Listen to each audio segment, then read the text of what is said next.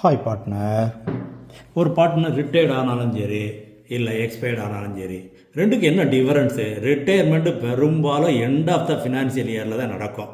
ஏன்னா அவர் ஒரு நோட்டீஸ் கொடுப்பாரு, எல்லா பார்ட்னரும் அக்செப்ட் பண்ணி இத்தனாம் தேதி நீ ரிட்டையர் ஆகிக்கோன்னு சொல்லலாம். இது ஃபஸ்ட்டு.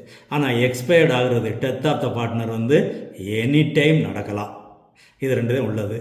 அதே போல் அமௌண்ட்டு செட்டில் பண்ணுறது, ரிட்டையர்மெண்ட் பார்ட்னர்னால் அவர்கிட்டே பணத்தை கொடுத்துருவோம், இல்லைனா அவர்கிட்டே அக்ரிமெண்ட் போட்டு பிரதாரம்னு சொல்லிடுவோம்.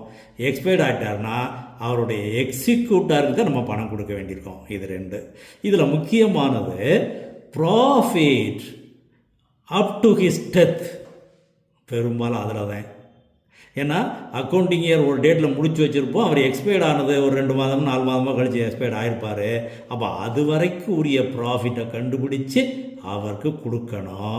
அப்போ அது வந்து on the basis of last year's profit இருக்கலாம், இல்லைனா on the basis of sales இருக்கலாம்.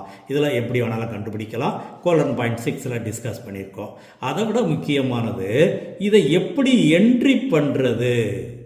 இந்த ப்ராஃபிட்டை என்ட்ரி பண்ணும்போது கண்டினியூங் பார்ட்னருடைய ஷேரு சேஞ்ச் ஆயிருக்கா ஆகலியா? கண்டினியூங் பார்ட்னர்ஸுடைய ஷேரு சேஞ்ச் ஆகலைன்னா சிம்பிளாக முடிச்சிடலாம். Profit and loss suspense account debit to retired or deceased partners capital account credit.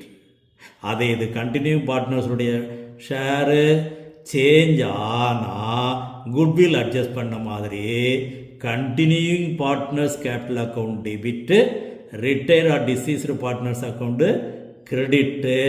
இதை வந்து கெய்னிங் ரேஷியோவில் இவங்க பிரிச்சுக்கிடுவாங்க. இது கோலன் பாயிண்ட் 6 டிஸ்கஸ் பண்ணியிருக்கோம்.